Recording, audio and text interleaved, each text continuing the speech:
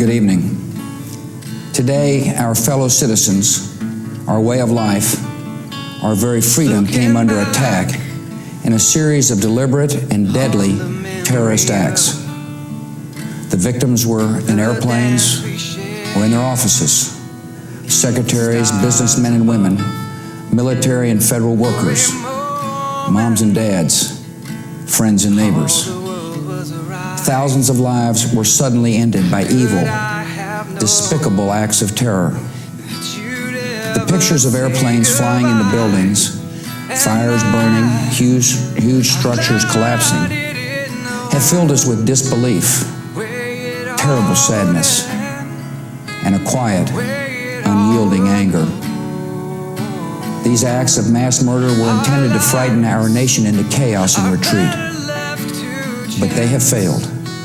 Our country is strong. A great people has been moved to defend a great nation. Terrorist attacks can shake the foundations of our biggest buildings, but they cannot touch the foundation of America. These acts shatter steel, but they cannot dent the steel of American resolve. America was targeted for attack because we're the brightest beacon for freedom and opportunity in the world, and no one will keep that light from shining. Today, our nation saw evil, the very worst of human nature, and we responded with the best of America, with the daring of our rescue workers, with the caring for strangers and neighbors who came to give blood and help in any way they could. Immediately following the first attack, I implemented our government's emergency response plans. Our military is powerful, and it's prepared. Our emergency teams are working in New York City and Washington, D.C. to help with local rescue efforts. Our first priority is to get help to those who have been injured and to take every precaution to protect our citizens at home and around the world from further attacks. The functions of our government continue without interruption. Federal agencies in Washington, which had to be evacuated today, are reopening for essential personnel tonight and will be open for business tomorrow. Our financial institutions remain strong, and the American economy will be open for business as well. The search is underway for those who are behind these evil acts. I've directed the full resources of our intelligence and law enforcement communities to find those responsible and to bring them to justice. We will make no distinction between the terrorists who committed these acts and those who harbor them. I appreciate so very much the members of Congress who have joined me in strongly condemning these attacks.